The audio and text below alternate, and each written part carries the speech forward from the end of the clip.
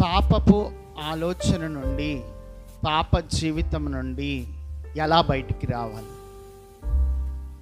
యోసేపు ఫరో ఇంటిలో ఉన్నప్పుడు ఫరో భార్య అతన్ని పాపం చేయమని అన్నప్పుడు ఆ స్థలము నుండి పారిపోయాడు.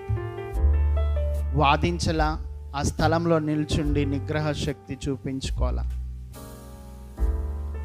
యోసేపు ఆ స్థలము నుండి పారిపోయాడు.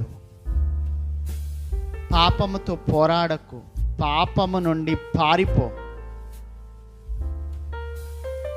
అప్పుడు నీవు పాపం మీద విజయం పొందుతావు.